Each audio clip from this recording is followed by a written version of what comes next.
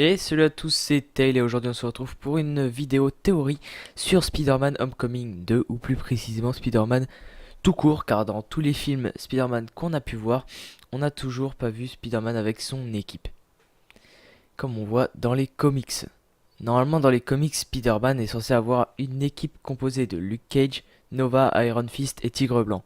Pour Luke Cage et Iron Fist, ils ont leur propre série. Ils ont également la série The Defenders. Mais Nova et Tigre Blanc ne sont toujours pas dans le MCU. Nova aura peut-être son film, mais Tigre Blanc apparemment pas. Donc pourquoi voir l'équipe rassemblée dans Spider-Man Homecoming 2?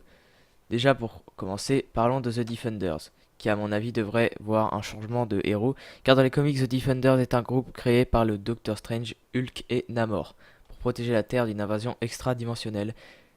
Dans la deuxième histoire, Namor appelle à l'aide le surfeur d'argent et Hulk pour protéger une île d'un dictateur.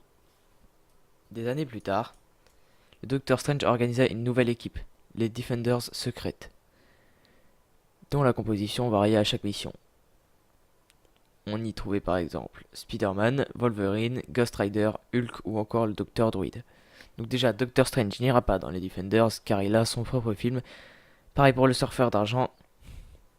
Par contre, pour Ghost Rider, ça peut revenir car il y a déjà eu des films sur lui, donc pourquoi pas une série dans The Defenders. Et le Docteur Druid, on ne l'a jamais vu, donc pourquoi pas, il pourrait remplacer Iron Fist et Luke Cage, partis pour aider Spider-Man. Et ça, le MCU en serait capable. Comme je l'ai dit tout à l'heure, l'équipe est composée de Nova, Tigre Blanc, Luke Cage et Iron Fist. Et bien sûr Spider-Man. Donc venons à leur biographie vue par les comics. Pour Luke Cage et Iron Fist, on connaît leur histoire par rapport aux séries, mais pour Tigre Blanc, en tout, il y en a eu 4. Mais l'origine de Tigre Blanc, c'est ça.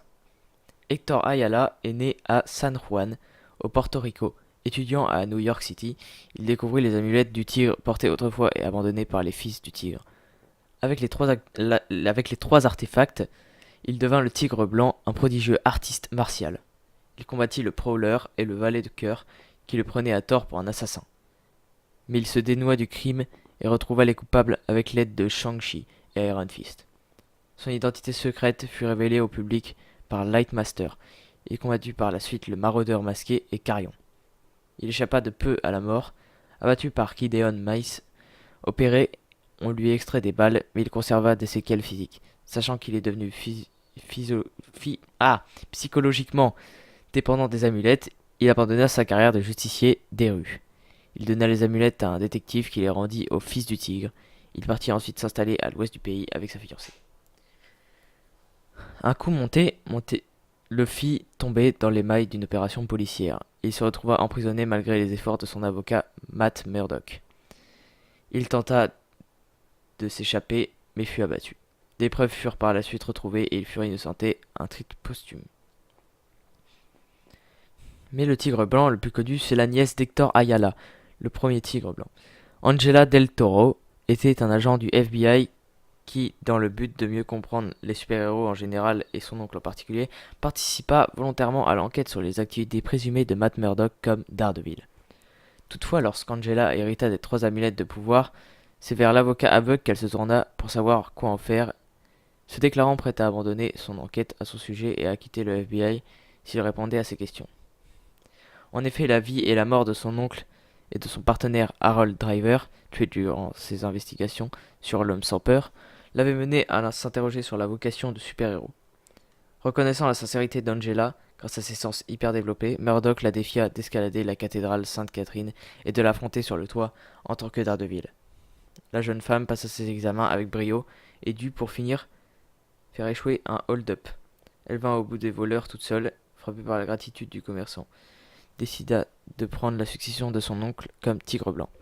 Peu après, Angela sauva la vie de Daredevil, de l'ex-caïd Alexander Bond et de son acolyte Gladiator, et bâtit ce dernier. Pour Nova, il y aura certainement un film sur lui, mais parlons-en. Sam Alexander vit à Carfree, en Arizona, avec ses parents et sa petite sœur. Son père a des problèmes d'alcoolisme et raconte des histoires sur son ancienne vie en tant que centurion Nova. Lorsqu'il a 15 ans, Sam a un accident. Lors de son réveil à l'hôpital, les extraterrestres Gamora et Rocket Raccoon lui annoncent que son père était membre des Nova Corps et qu'il doit reprendre le flambeau. Il a fait une super aventure avec les gardiens de la galaxie. Donc voilà, c'est tout pour cette théorie. Peut-être qu'elle verra le jour dans Spider-Man Homecoming 2 ou même dans le 3, car peut-être qu'il y aura un 3. Sur ce, c'est Tails, on se retrouve pour une prochaine vidéo. Ciao ciao.